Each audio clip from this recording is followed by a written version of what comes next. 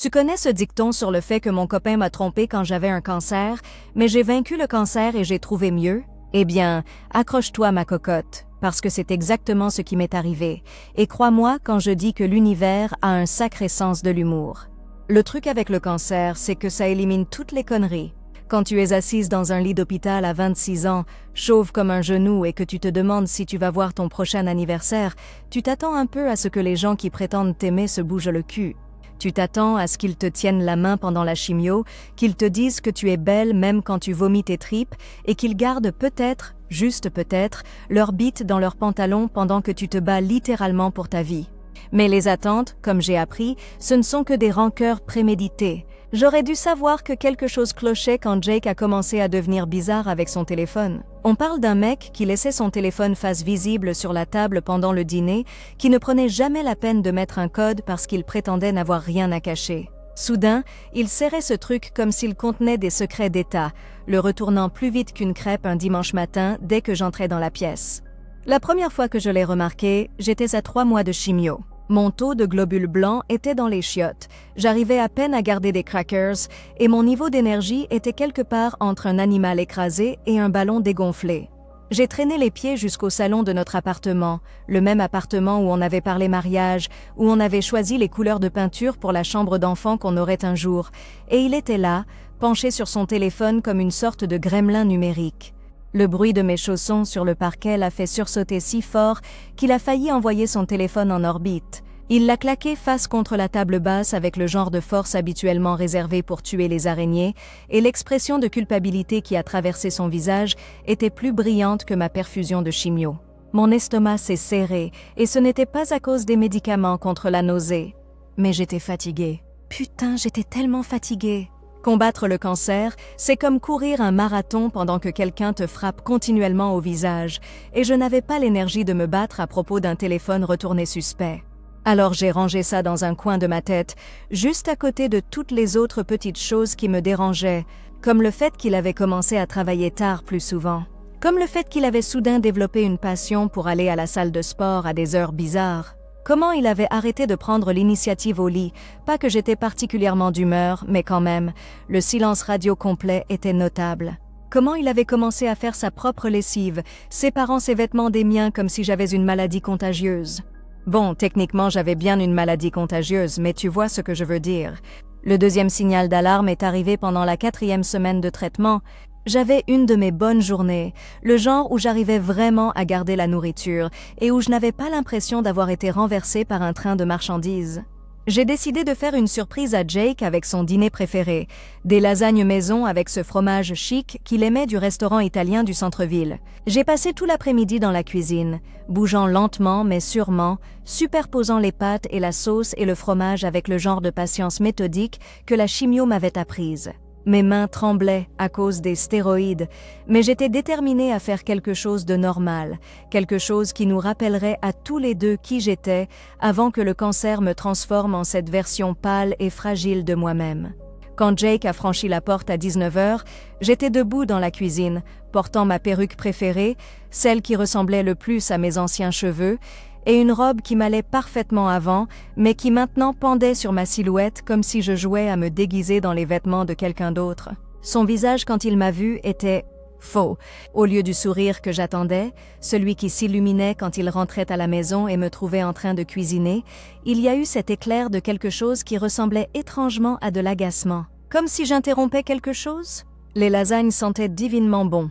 La cuisine était chaleureuse et remplie de cette atmosphère familiale qu'on tenait pour acquise avant. J'avais même réussi à me maquiller, couvrant les cernes sous mes yeux et ajoutant un peu de couleur à mes joues que la chimio avait délavées. Il m'a regardé comme si j'étais un problème qu'il devait résoudre. C'est là que j'ai su. Je n'avais pas encore de preuves, mais je savais. C'était de la même façon qu'on sait quand on va vomir ou quand on va tomber dans les escaliers. Une partie profonde et primitive de mon cerveau a commencé à hurler des signaux de danger et chaque cellule de mon corps s'est glacée malgré la chaleur du four. Mais j'ai souri quand même. Parce que c'est ce qu'on fait quand on se bat contre le cancer et qu'on ne peut pas se permettre de perdre d'autres batailles. On sourit et on fait semblant que tout va bien, même quand notre monde s'écroule autour de nous comme un château de cartes dans un ouragan. On a dîné en silence. Il a complimenté les lasagnes, mais son téléphone n'arrêtait pas de vibrer sur la table entre nous et chaque notification le faisait tressaillir comme s'il recevait des décharges électriques. Je l'ai regardé lutter pour ne pas y jeter un œil. J'ai vu la guerre qui se jouait sur son visage entre sauver les apparences et vouloir désespérément vérifier ses messages. Après le dîner, il a marmonné quelque chose sur le fait qu'il devait aller au magasin pour des fournitures de bureau. À 21h, un mercredi. Je l'ai regardé partir depuis la fenêtre du salon et c'est là que j'ai remarqué qu'il avait oublié son portefeuille sur le comptoir de la cuisine. Jake n'oubliait jamais son portefeuille. Jamais. C'était un homme qui vérifiait ses poches pour ses clés, son portefeuille et son téléphone à chaque fois qu'il sortait de la maison, comme une sorte de rituel de sécurité personnelle. Mais il était là, posé à côté des salières et poivrières, complètement abandonné. La décision intelligente aurait été de l'appeler et de lui dire de revenir le chercher. La décision d'une copine qui fait confiance aurait été de le prendre et de le lui apporter en voiture, parce que je savais exactement où était le magasin de fournitures de bureau, et ce n'était pas si loin. Au lieu de ça, je suis restée là à fixer ce portefeuille comme si c'était une grenade dégoupillée, sachant que tout ce que j'allais trouver à l'intérieur allait tout changer. Mes mains tremblaient, que ce soit à cause de la chimio ou de l'adrénaline, je n'arrivais pas à dire, mais je l'ai pris quand même. Ses cartes de crédit étaient toutes là. Son permis de conduire, sa carte d'assurance, même de l'argent liquide, tout ce dont une personne aurait besoin pour vraiment acheter des fournitures de bureau. Ce qui voulait dire qu'il n'achetait pas de fournitures de bureau. La réalisation m'a frappé comme un coup physique, en plein dans la poitrine où mon porc était installé. Je me suis effondrée sur une des chaises de la cuisine, tenant toujours son portefeuille, et j'ai senti quelque chose se fissurer à l'intérieur de moi. Pas se briser, pas encore, mais se fissurer, comme la glace sur un étang quand la température chute trop vite. Je suis restée assise là pendant 20 minutes, à attendre qu'il revienne pour son portefeuille, à attendre qu'il réalise son erreur et fasse demi-tour, à attendre qu'il me prouve que j'avais tort. Il n'est jamais revenu. Quand il a finalement franchi la porte à 23h30, il portait un sac du magasin de fournitures de bureau. Il avait acheté des putains de stylos et des post-it et un paquet de surligneurs, probablement avec de l'argent qu'il avait emprunté à quelqu'un ou peut-être qu'il avait trouvé un moyen de payer avec son téléphone. La performance était presque admirable dans son audace. Je lui ai tendu son portefeuille sans dire un mot et il l'a pris avec un « merci chérie », décontracté comme si tout cela était parfaitement normal. Comme si passer 2h30 à acheter des fournitures de bureau était juste une autre activité de mardi soir. Cette nuit-là, j'étais allongée dans le lit à côté de lui, écoutant sa respiration s'apaiser tandis qu'il s'endormait, et j'ai senti quelque chose de froid et dur s'installer dans ma poitrine. Ce n'était pas de la tristesse, pas encore. C'était quelque chose de plus dangereux que la tristesse. C'était de la lucidité. Le troisième coup est arrivé exactement une semaine plus tard, pendant ma pire séance de chimio jusqu'à présent. J'étais au centre de perfusion, branchée à une intraveineuse qui injectait du poison dans mes veines, dans l'espoir que ça tuerait le cancer avant que ça me tue. Les infirmières m'avaient prévenu que cette série serait plus difficile que les autres, que l'effet cumulatif des traitements commencerait vraiment à me frapper. Elles ne plaisantaient pas. J'avais l'impression de mourir de l'intérieur, comme si mes os étaient en verre et mon sang en acide. Chaque respiration était un effort, chaque battement de cœur semblait se faire au ralenti, et les néons au-dessus de moi semblaient pulser à chaque vague de nausée.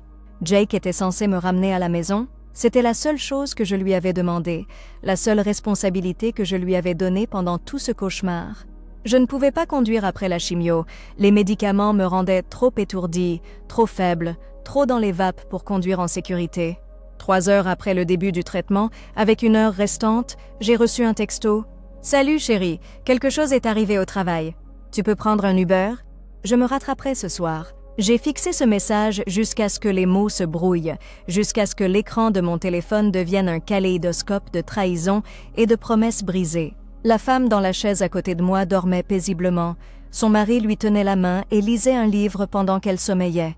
De l'autre côté de la pièce, une autre patiente recevait un massage des pieds de sa fille. Toutes les deux riaient doucement devant quelque chose sur sa tablette. Et j'étais seule répondant « Bien sûr, pas de problème ». Parce que qu'est-ce que j'étais censée faire d'autre? Faire une scène dans le centre de cancérologie? Exiger que mon copain priorise mes traitements médicaux littéralement vitaux plutôt que l'urgence professionnelle qui avait soudainement surgi? Le chauffeur Uber était gentil. Il m'a aidé à monter à l'arrière, à demander s'il fallait qu'il attende pendant que je m'installais à la maison, à proposer de porter mon sac jusqu'à la porte. Un parfait inconnu m'a montré plus d'attention et de considération en 20 minutes que mon copain ne m'en avait montré en semaines. Quand j'ai finalement réussi à rentrer dans l'appartement, épuisée et tremblante du traitement, j'ai trouvé un mot sur le comptoir de cuisine. « Désolée pour aujourd'hui. La réunion d'urgence a traîné. Il y a de la soupe dans le frigo. Repose-toi bien. -J. Réunion d'urgence. À 18h un jeudi.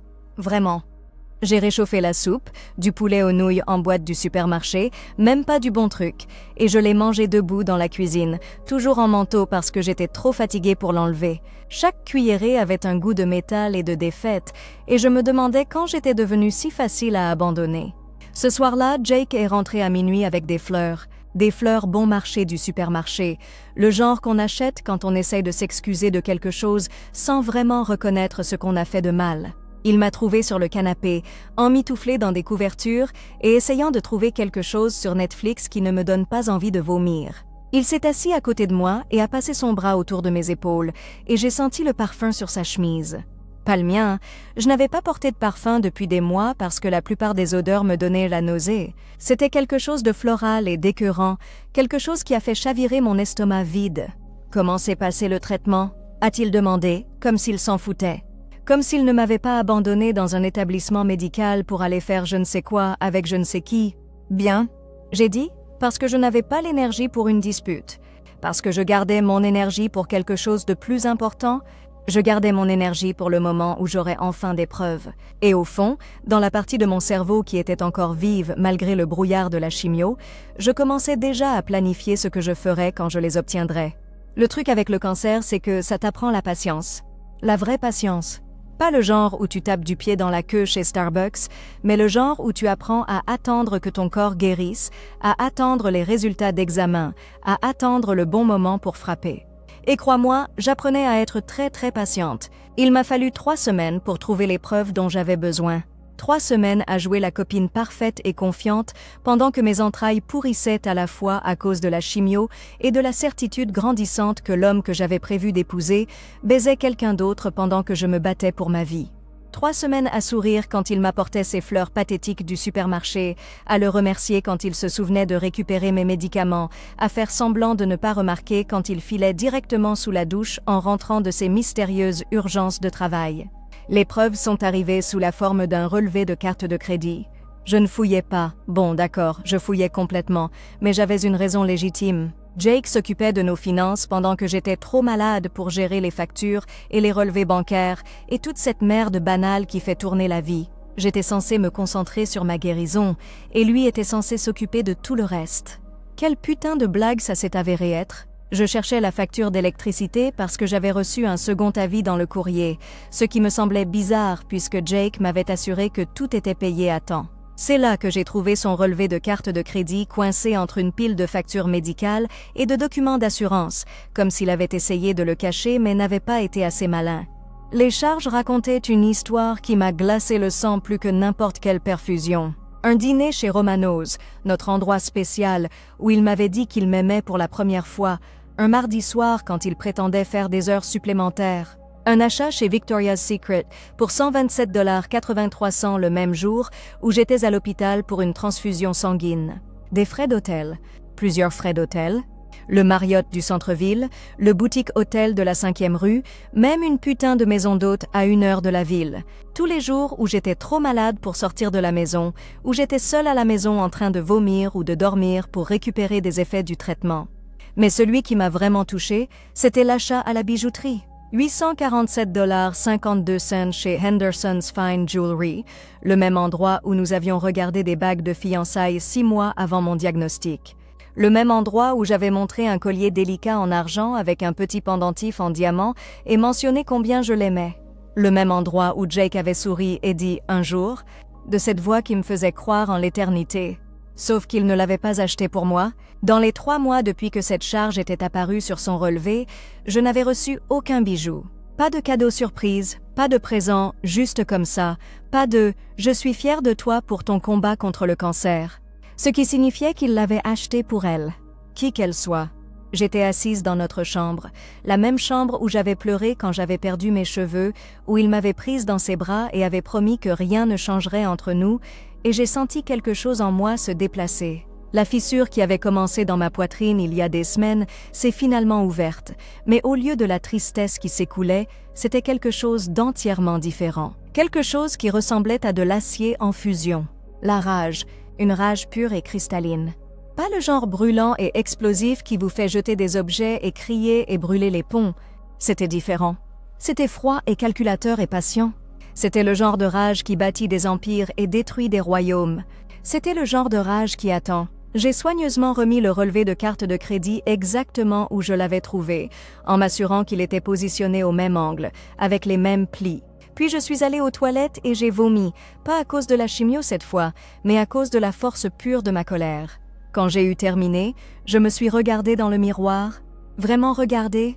J'étais pâle et maigre, mes pommettes saillantes là où elles étaient autrefois douces, mes yeux trop grands pour mon visage. La perruque que je portais était légèrement de travers, et mes mains tremblaient à cause des stéroïdes qu'on m'avait donnés pour atténuer les nausées. J'avais l'air d'un fantôme de moi-même, comme quelqu'un qui était déjà à mi-chemin vers la mort. Parfait.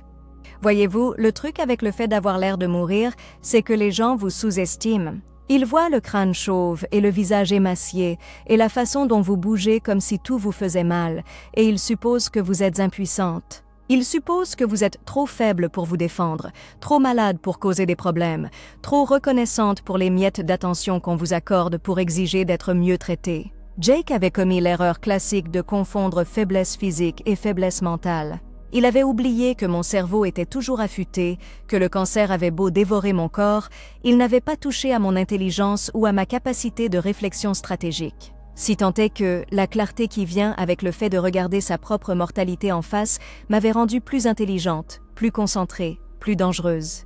J'allais le détruire. Pas seulement le blesser ou l'embarrasser ou le faire se sentir mal. J'allais systématiquement démanteler sa vie avec la même précision avec laquelle la chimio démantelait mes cellules cancéreuses. Et tout comme la chimio, ça allait être un processus long et méthodique qui viserait tout ce qui lui tenait à cœur tout en laissant intactes les parties saines de ma vie. Mais d'abord, je devais savoir qui elle était. Le lendemain matin, pendant que Jake était au travail, ou du moins pendant qu'il était où qu'il aille quand il prétendait être au travail, j'ai appelé son bureau. J'avais rencontré sa secrétaire, Margaret, plusieurs fois lors de fêtes d'entreprise et d'événements de fin d'année. C'était une femme adorable d'une 60aine d'années qui avait toujours été gentille avec moi, qui s'enquérait toujours de ma santé avec une préoccupation sincère. « Oh ma chérie », dit-elle quand je demandais si Jake était disponible. « Il n'est pas là aujourd'hui. Il a pris un autre jour de congé personnel. Le pauvre a été tellement stressé dernièrement avec tout ce que tu traverses. Il a pris pas mal de jours récemment pour t'aider à prendre soin de toi. Congé personnel? Pour m'aider à prendre soin de moi, pendant que j'étais assise à la maison, seule, planifiant sa destruction. C'est si attentionné de sa part? Dis-je, prenant ma meilleure voix de petite amie affaiblie. Je me sens en fait un peu mieux aujourd'hui, alors j'ai pensé lui faire la surprise d'un déjeuner. Tu saurais par hasard où il pourrait être? Margaret marqua une pause, et je pus entendre l'incertitude dans sa voix. « Eh bien, je ne suis pas vraiment sûre, ma chérie. Il a juste dit qu'il avait des choses personnelles à régler. Peut-être essaie son portable ?» Je la remerciai et raccrochai, puis appelai immédiatement le téléphone de Jake. Ça tombait directement sur la messagerie vocale, évidemment. Il était probablement trop occupé avec ses petites affaires personnelles pour répondre aux appels de sa copine atteinte du cancer. C'est là que je me suis souvenue de l'application « Localiser mon iPhone ». On l'avait configurée il y a des mois quand j'avais perdu mon téléphone dans un restaurant et que Jake m'avait aidé à le retrouver. On s'était ajoutés mutuellement à notre plan de partage familial, ce qui signifiait que je pouvais voir exactement où était son téléphone à tout moment. L'ironie était délicieuse. Il m'avait littéralement donné les outils pour le surprendre en train de me tromper. J'ai ouvert l'application avec des doigts tremblants, pas à cause de la chimio cette fois, mais d'anticipation. Son téléphone était au Marriott du centre-ville. Le même hôtel qui était apparu plusieurs fois sur ses relevés de carte de crédit. Il était là depuis 3 heures. J'aurais pu l'affronter sur le champ? J'aurais pu conduire jusqu'à l'hôtel, débarquer dans le hall, exiger de savoir dans quelle chambre il était. J'aurais pu les surprendre en flagrant délit, hurler et pleurer et faire une scène qui m'aurait donné une satisfaction immédiate. Au lieu de ça, j'ai pris une capture d'écran de la localisation et je l'ai sauvegardée dans un dossier que j'ai créé sur mon téléphone appelé « Preuves ». Puis je me suis rassise sur le canapé et j'ai souri pour la première fois depuis des semaines. Tu vois, le truc avec la vengeance, c'est que ce n'est pas le moment de confrontation qui compte. N'importe quel idiot peut surprendre quelqu'un en train de tromper et péter les plombs. La vraie vengeance, c'est le jeu à long terme. C'est rassembler des informations, comprendre les faiblesses de ton ennemi, et puis exploiter ces faiblesses au moment exact où ça causera le maximum de dégâts. Jake ne me trompait pas juste. Il trompait sa copine atteinte du cancer. Il mentait à son employeur en prétendant s'occuper de moi alors qu'en réalité, il était en train de baiser quelqu'un d'autre. Il utilisait notre carte de crédit commune pour financer sa liaison. Il volait dans le compte joint qu'on avait ouvert pour mes frais médicaux pour payer des chambres d'hôtel et des bijoux pour sa maîtresse. Ce n'était pas juste de l'infidélité. C'était un schéma de comportement qui révélait exactement quel genre de personne il était vraiment. Et j'allais m'assurer que tout le monde le sache. Au cours des 2 semaines suivantes, je suis devenue une détective.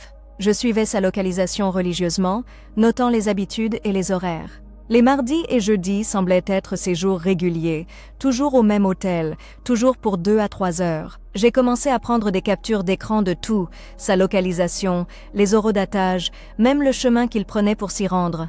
J'ai aussi commencé à faire plus attention à son apparence quand il rentrait à la maison. La routine de douche que j'avais remarquée avant faisait en fait partie d'un schéma plus large. Il rentrait à la maison, filait directement dans la salle de bain, prenait une douche, mettait ses vêtements directement dans le panier à linge, puis ressortait en faisant comme si de rien n'était. Un jour, j'ai attendu qu'il soit sous la douche et j'ai fouillé ses vêtements. Du parfum. Le même parfum fleuri que j'avais remarqué avant, mais plus fort maintenant que je savais ce que je cherchais. Des traces de rouge à lèvres sur son col qu'il avait essayé de faire partir, mais qu'il n'avait pas réussi à effacer complètement. Un ticket de caisse dans sa poche d'un restaurant où je n'étais jamais allée, pour 2 repas et une bouteille de vin qui coûtait plus que mon budget course hebdomadaire. J'ai tout photographié. Chaque tâche, chaque ticket, chaque preuve qui confirmait ce que je savais déjà, je montais un dossier, je rassemblais des munitions pour une guerre dont Jake ne savait même pas qu'il était en train de la mener. Le plus difficile était de maintenir la façade. Faire semblant d'être faible et confiante et reconnaissante alors que je planifiais en réalité sa chute demandait des talents d'actrice que je ne savais pas posséder. Il fallait que je sourie quand il m'apportait des fleurs, que je le remercie quand il allait chercher mes médicaments, que je fasse mine de m'inquiéter quand il prétendait rentrer tard du travail. Mais le plus dur, c'était le sexe, ou plutôt l'absence de sexe. Jake avait complètement arrêté d'initier tout contact physique au-delà du petit bisou occasionnel sur la joue ou de la tape sur l'épaule. Au début, j'avais pensé que c'était à cause de mon apparence, la perte de poids, la peau pâle, l'allure générale de quelqu'un qui était gravement malade. Mais maintenant, je savais mieux. Il ne me touchait pas parce qu'il trouvait ça ailleurs. Il ne m'embrassait pas parce qu'il embrassait quelqu'un d'autre. Il ne me faisait pas l'amour parce qu'il faisait l'amour avec elle, qui qu'elle soit. Cette révélation aurait dû me faire plus mal qu'elle ne l'a fait. Au lieu de ça, elle m'a juste rendue plus déterminée. Chaque rejet, chaque excuse, chaque fois qu'il prétendait être trop fatigué ou trop stressé ou trop inquiet pour ma santé pour être intime, n'était que de l'huile sur le feu que j'alimentais. J'ai recommencé à faire du sport. Pas beaucoup, j'avais à peine l'énergie de faire le tour du pâté de maison, mais assez pour commencer à reconstruire un peu de la masse musculaire que j'avais perdue pendant le traitement. J'ai commencé à manger plus, me forçant à consommer des shakes protéinés et des compléments qui m'aideraient à reprendre du poids et des forces. J'ai commencé à mieux prendre soin de mon apparence, pas pour Jake, mais pour moi. Pour ce qui allait arriver. Parce que j'allais avoir besoin d'être forte pour ce que j'avais prévu. Pas seulement physiquement, mais émotionnellement et mentalement. J'allais avoir besoin d'être au sommet de ma forme quand je passerai enfin à l'action. 3 semaines après le début de mon enquête, j'ai eu de la chance. Je suivais la localisation de Jake un jeudi après-midi quand j'ai remarqué quelque chose de différent. Au lieu d'aller à l'hôtel, il s'était rendu dans un café de l'autre côté de la ville. Le même café où il était resté exactement 47 minutes avant de se déplacer vers un autre endroit, un complexe d'appartements que je n'avais jamais vu auparavant. Il y était resté 20 minutes. Juste assez longtemps pour raccompagner quelqu'un à sa porte, peut-être avoir une conversation, peut-être voler un baiser d'au revoir. Mais pas assez longtemps pour leur routine habituelle à l'hôtel. J'avais son adresse. Ce soir-là, je suis restée allongée dans le lit à côté de Jake et j'ai écouté sa respiration et j'ai ressenti quelque chose que je n'avais pas ressenti depuis des mois. Pas du bonheur exactement, mais quelque chose qui s'en rapprochait. De la satisfaction.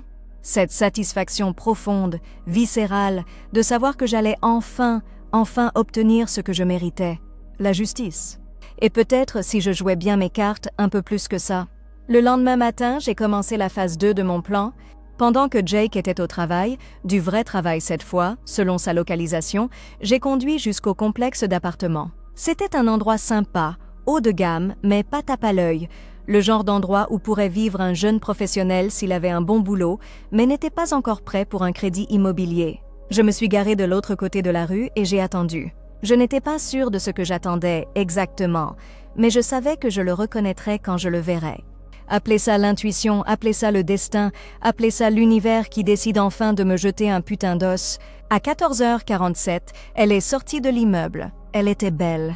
Pas seulement jolie, belle. Grande et blonde et impeccable d'une façon qui m'a rendue cruellement consciente de ma propre apparence. Elle portait un tailleur qui coûtait probablement plus que mon budget course mensuel, portait un sac à main que je reconnaissais d'un magazine que j'avais lu au centre de chimiothérapie. Elle avait l'air en bonne santé et vibrante et vivante, tout ce que je n'étais pas, tout ce que j'étais avant.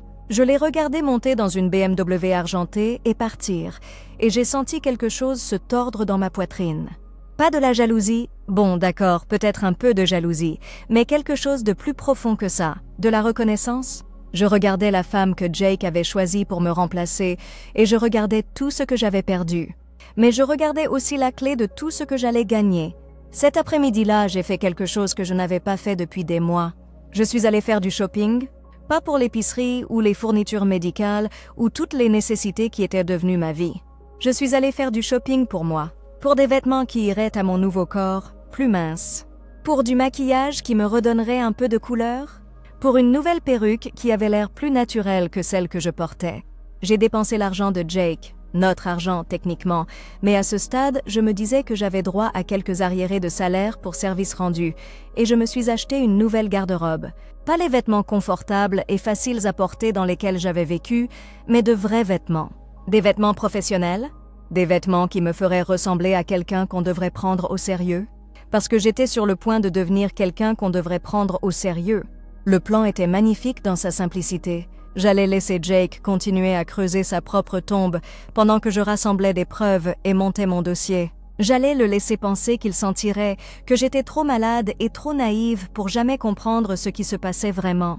Et puis, quand j'aurais tout ce dont j'avais besoin, quand je serais assez forte pour gérer ce qui suivrait, j'allais incendier tout son monde, en commençant par son travail, puis sa réputation, puis sa relation avec sa famille, ses amis, tous ceux qui avaient un jour pensé qu'il était quelqu'un de bien. J'allais systématiquement détruire chaque chose qui lui importait, et j'allais le faire avec la même précision méthodique qu'il avait utilisée pour détruire ma confiance. Le plus beau, il allait m'aider à le faire. Chaque mensonge qu'il racontait, chaque excuse qu'il donnait, chaque fois qu'il la choisissait, elle plutôt que moi, n'était qu'une arme de plus dans mon arsenal.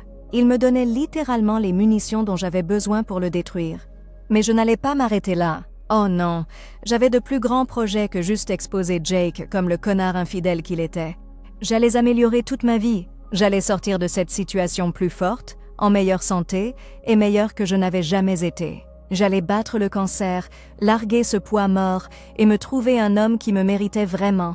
L'univers avait essayé de me tuer avec le cancer et j'avais riposté. Jake avait essayé de me briser avec sa trahison et j'allais riposter encore plus fort. Parce que j'en avais fini d'être la victime. J'en avais fini d'être la copine malade qui était reconnaissante pour les miettes d'attention. J'en avais fini d'être faible. Il était temps de rappeler à tout le monde, Jake, sa petite maîtresse, le monde entier putain, exactement à qui ils avaient affaire. J'étais sur le point de devenir le genre de femme qui ne se contentait pas de survivre au cancer. J'étais sur le point de devenir le genre de femme qui prospérait grâce à ça. La belle chose avec le cancer, c'est que ça vous donne une perspective sur ce qui compte vraiment. Et ce qui me comptait vraiment maintenant, c'était de m'assurer que la vie de Jake implose de la façon la plus spectaculaire possible. Mais je n'allais pas bâcler ça. Le cancer m'avait appris la patience, et la patience était sur le point de devenir le pire cauchemar de Jake. Ma première stratégie était de redevenir la petite amie parfaite. Je sais, ça semble contradictoire. Mais écoutez-moi. J'ai commencé à l'accueillir à la porte avec un sourire, à lui demander comment s'était passée sa journée, à cuisiner ses plats préférés quand j'avais l'énergie. J'ai acheté de la lingerie neuve, des trucs chers qui allaient vraiment bien à mon nouveau corps, et j'ai recommencé à prendre l'initiative au lit. Pas parce que j'en avais envie, mais parce qu'il fallait qu'il croie que tout allait bien. Il fallait qu'il se sente à l'aise, qu'il baisse sa garde, qu'il arrête de faire si attention à couvrir ses traces.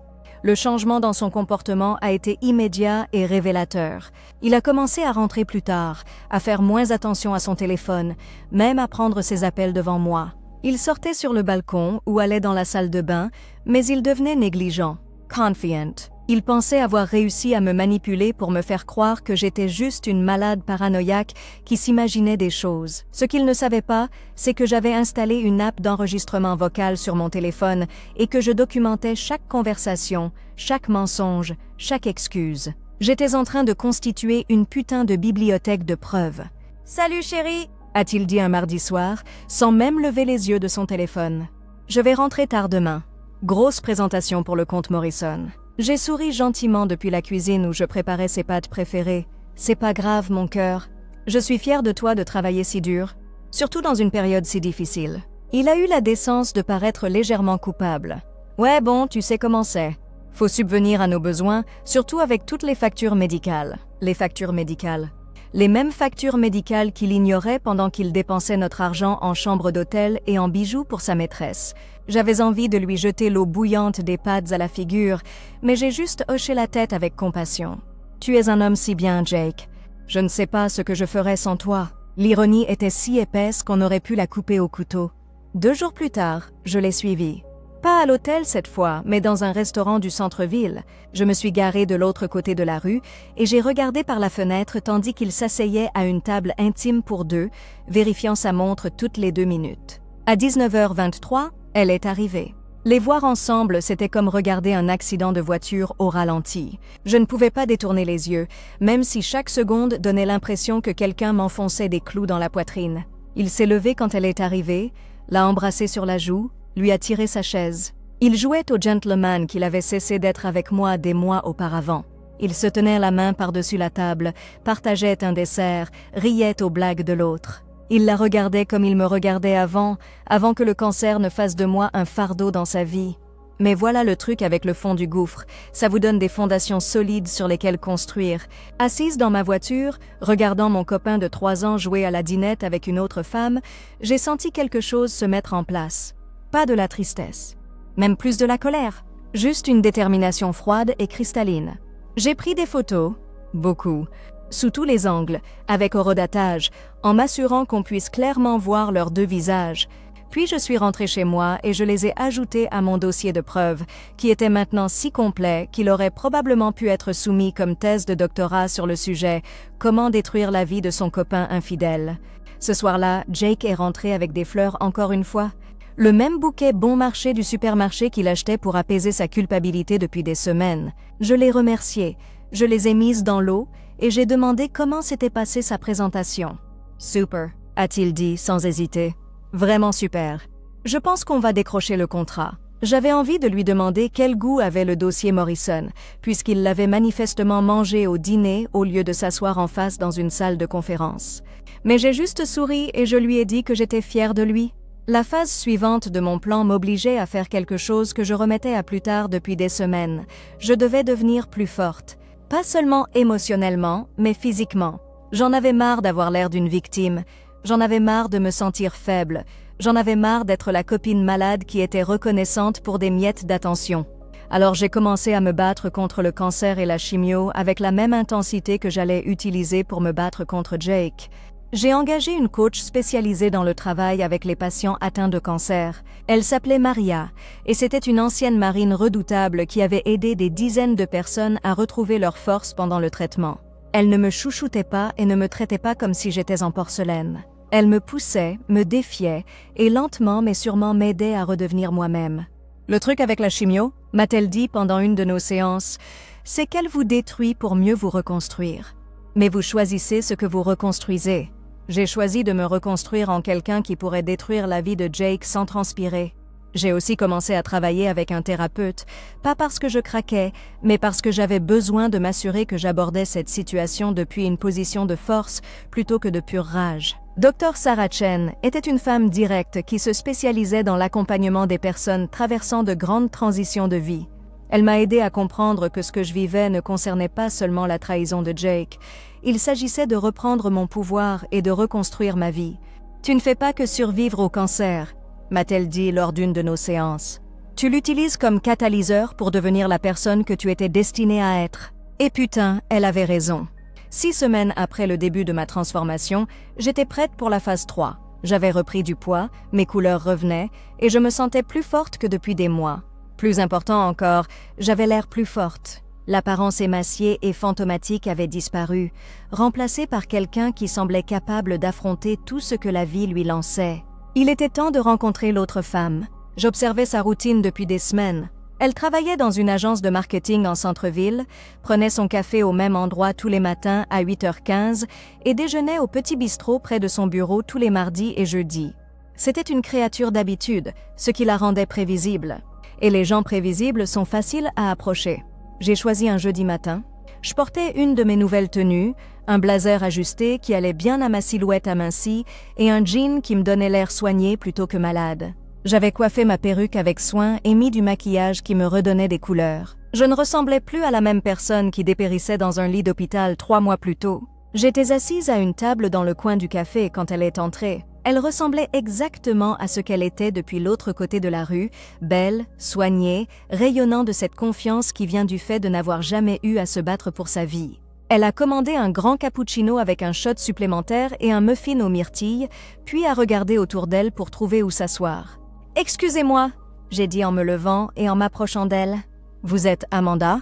Elle a eu l'air surprise mais pas alarmée. « Oui, c'est moi. On se connaît ?»« Pas encore », j'ai dit en tendant la main. « Je suis Sarah, la copine de Jake. » La couleur a quitté son visage si vite que j'ai cru qu'elle allait s'évanouir. Sa tasse de café tremblait dans ses mains et elle regardait autour du café comme si elle planifiait sa voie d'évasion. « Je suis désolée, je ne vois pas de quoi vous parlez. » A-t-elle bégayé. « Oh, je pense que si. » J'ai dit, ma voix calme et posée. « Mais ne vous inquiétez pas. Je ne suis pas là pour faire un scandale. Je suis là pour avoir une conversation. » D'adulte à adulte, elle avait l'air sur le point de s'enfuir, alors j'ai joué la carte du cancer. « Écoute, je me bats contre le cancer depuis 4 mois. Je suis trop fatiguée pour le drame et trop malade pour les jeux.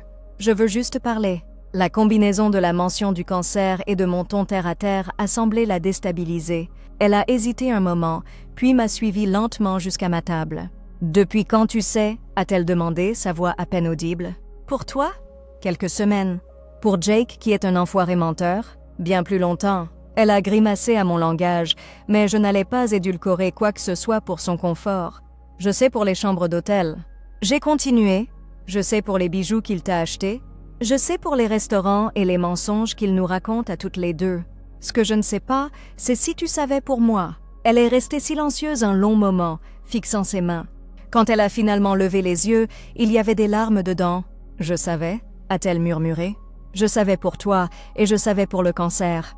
Il m'a dit que tu n'allais probablement pas t'en sortir. Il a dit que vous étiez pratiquement déjà séparés, qu'il restait avec toi par obligation jusqu'à ce que je meure. » J'ai terminé pour elle. Elle a hoché la tête, incapable de croiser mon regard. « Donc tu pensais sortir avec un homme qui attendait juste que sa copine atteinte du cancer meure pour pouvoir être avec toi sans culpabilité ?» Quand je l'ai dit comme ça, elle a eu l'air physiquement malade. Je sais comment ça sonne. Je sais à quel point c'est horrible. Mais il disait que tu souffrais, que tu avais mal, que peut-être ce serait mieux si je me dépêchais de mourir pour que vous puissiez être ensemble. Elle s'est mise à pleurer alors.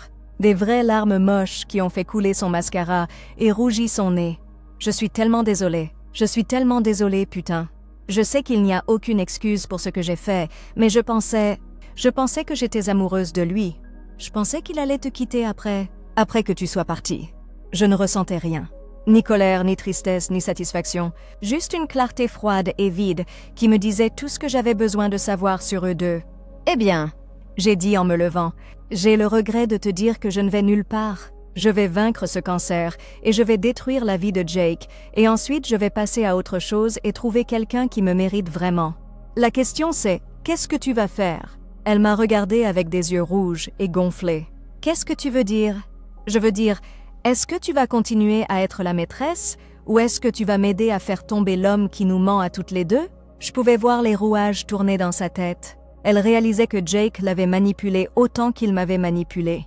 qu'il avait utilisé sa compassion et ses sentiments pour la manœuvrer dans une situation où elle était complice de sa trahison. « Qu'est-ce que tu veux que je fasse ?» demanda-t-elle. « Je veux que tu lui envoies un texto maintenant et que tu lui dises que tu dois le voir ce soir. Dis-lui que c'est urgent.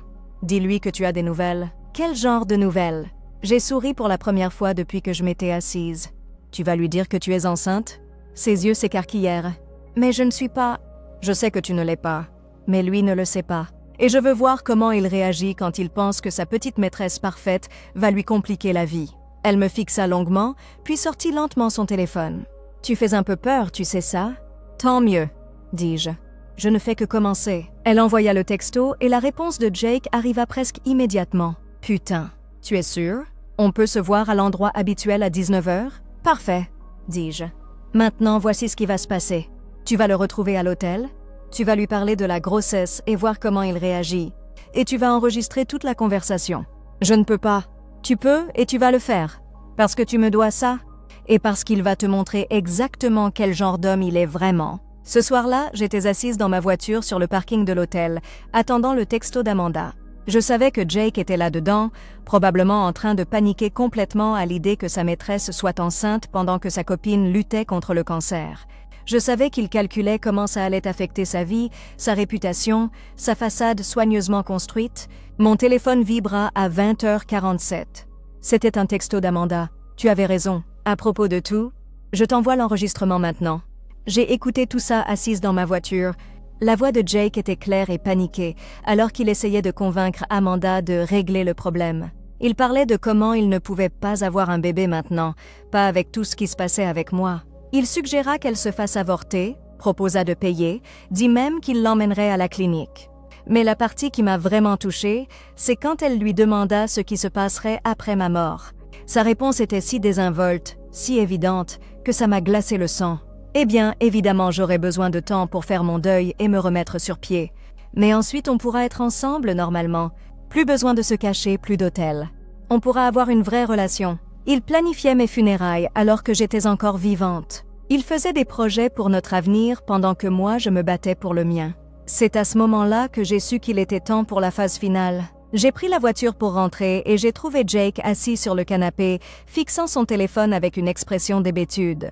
Il a levé les yeux quand je suis entrée, et pendant un instant, j'ai vu de la vraie peur dans ses yeux. « Salut, chérie », a-t-il dit, la voix tendue. « Comment s'est passée ta journée ?»« Oh, tu sais », ai-je dit en m'asseyant à côté de lui. « La routine habituelle. Chimio, rendez-vous médical, entretien avec ta copine pour discuter de votre relation secrète. Les activités habituelles du jeudi. » Le sang a quitté son visage si vite que j'ai cru qu'il allait s'évanouir. « Sarah, épargne-moi ça », ai-je dit en sortant mon téléphone. J'ai des enregistrements de chaque mensonge que tu m'as dit ces 2 derniers mois. J'ai des photos de toi et Amanda au restaurant. J'ai des copies de tes relevés de carte de crédit qui montrent chaque chambre d'hôtel, chaque restaurant, chaque bijou que tu lui as acheté avec notre argent. J'ai des captures d'écran de ta localisation à chaque fois que tu prétendais être au travail, mais que tu étais en fait en train de baiser quelqu'un d'autre. Il a ouvert la bouche pour parler, mais j'ai levé la main. J'ai pas fini.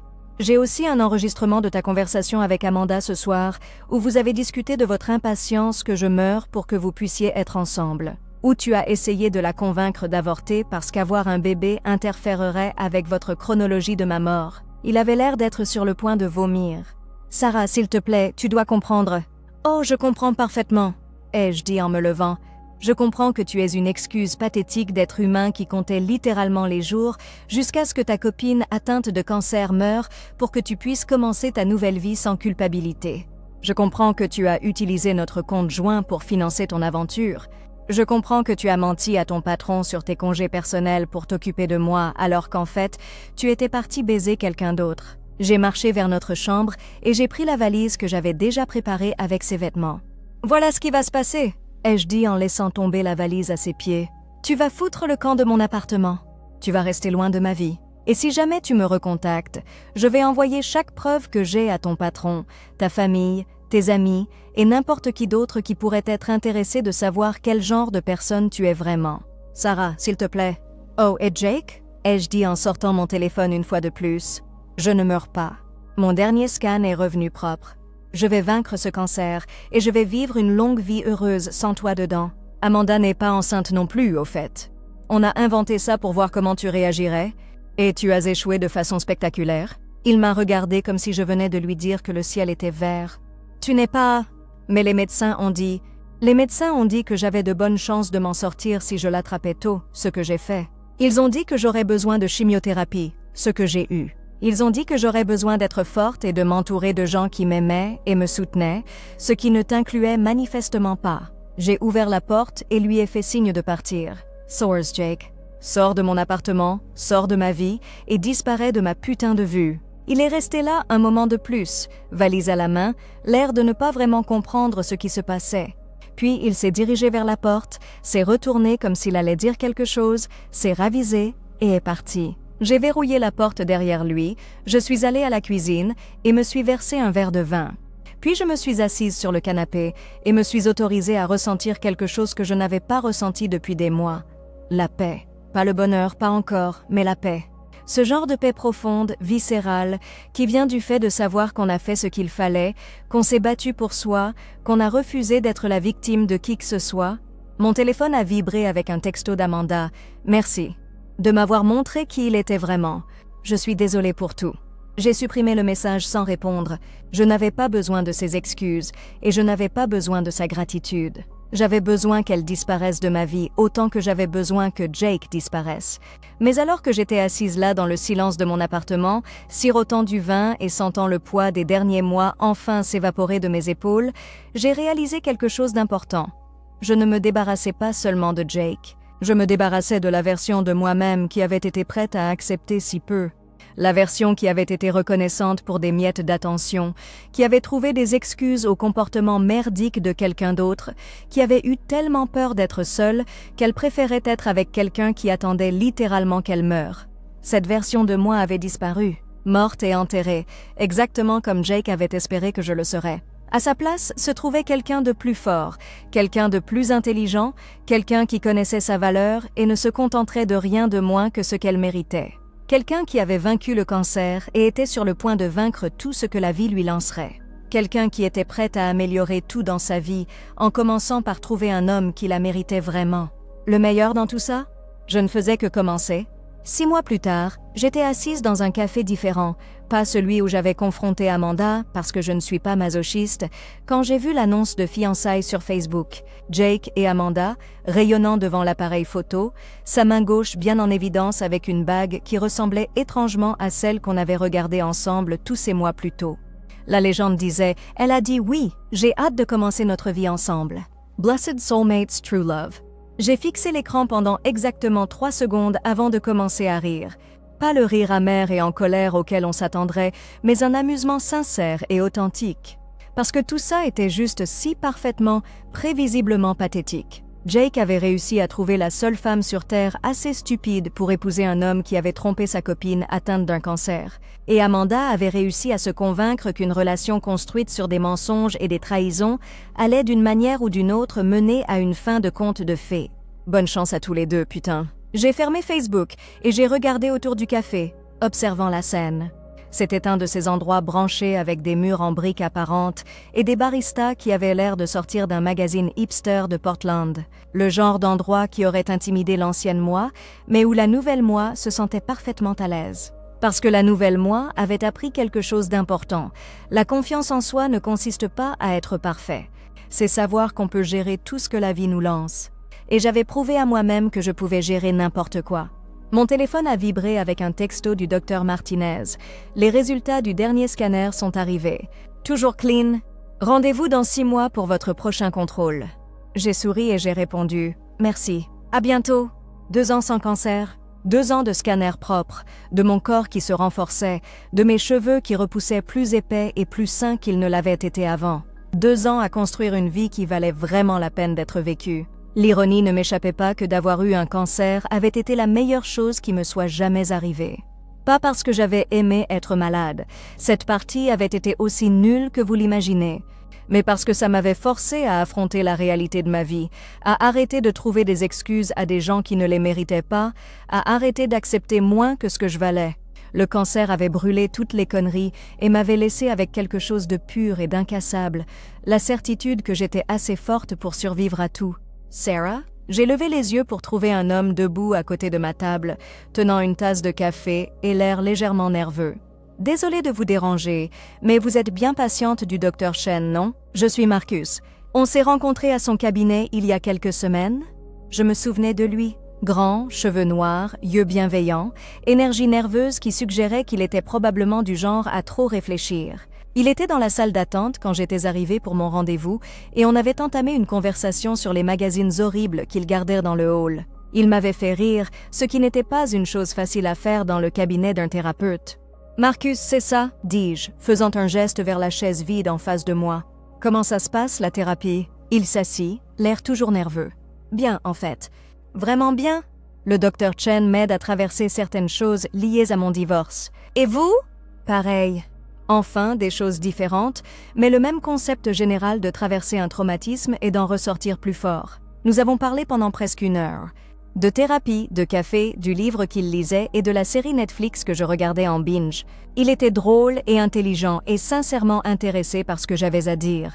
Plus important encore, il me regardait comme si j'étais une personne, pas une survivante du cancer, ou une victime, ou quelqu'un qu'il fallait traiter avec des pincettes.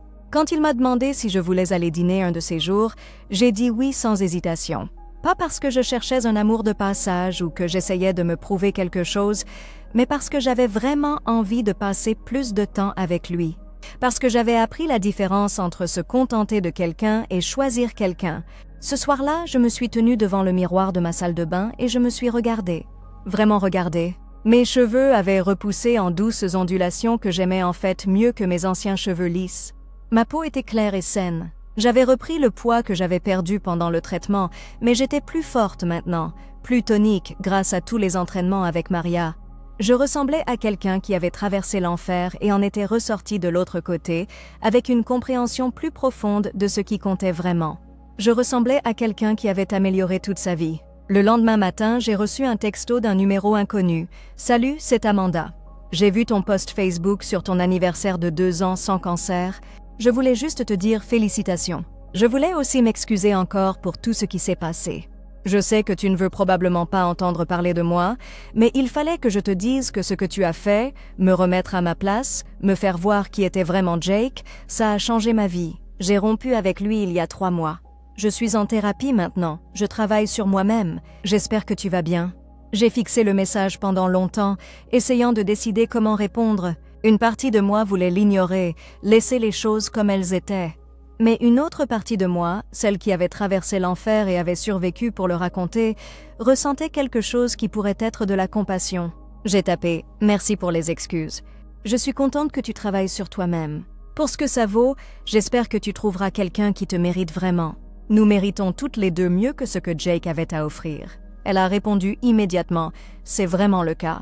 Merci de me l'avoir montré. » J'ai supprimé la conversation et bloqué son numéro. Pas par colère, mais par instinct de survie. Ce chapitre de ma vie était clos et je n'avais aucune envie de le rouvrir pour qui que ce soit. 2 semaines plus tard, j'avais mon premier rendez-vous avec Marcus. Nous sommes allés dans un petit restaurant italien où nous avons parlé de tout et de rien, où il m'a fait rire jusqu'à en avoir mal aux côtes, où il m'a raconté son travail d'enseignant et moi, mon boulot dans l'association où j'avais commencé à travailler après ma guérison. Où il m'a raccompagnée à ma voiture et m'a embrassée pour me souhaiter bonne nuit, comme si j'étais quelque chose de précieux. En rentrant chez moi, j'ai pensé à la femme que j'étais 2 ans plus tôt. La femme qui avait tellement désespérément besoin d'amour qu'elle acceptait les miettes de quelqu'un qui la considérait comme jetable. La femme qui avait tellement peur d'être seule qu'elle préférait être avec quelqu'un qui attendait littéralement qu'elle meure. Cette femme avait disparu. À sa place se trouvait quelqu'un qui connaissait sa valeur, qui s'était battu pour sa vie et avait gagné, qui avait appris qu'être seul valait mieux qu'être avec la mauvaise personne. Quelqu'un qui avait affronté le cancer et la trahison et en était ressorti plus forte. Quelqu'un qui avait vaincu le cancer et amélioré son homme, exactement comme le promettait le titre. Et en me garant dans mon allée, j'ai réalisé quelque chose qui m'a fait sourire jusqu'à ma porte d'entrée. Ce n'était que le début. J'avais survécu à la pire chose qui me soit jamais arrivée, et je l'avais utilisé comme catalyseur pour construire une vie meilleure que tout ce que j'avais jamais imaginé. L'univers avait tenté de me briser, et j'avais refusé de rester brisée. Jake avait tenté de me jeter, et je l'avais jeté en retour. Le cancer avait tenté de me tuer, et c'est moi qui l'avais tué. J'en avais fini d'être la victime de qui que ce soit. J'en avais fini d'accepter moins que ce que je méritais. J'en avais fini d'être reconnaissante pour des miettes quand je pouvais avoir le repas entier. Je ne faisais que commencer, et le meilleur restait à venir.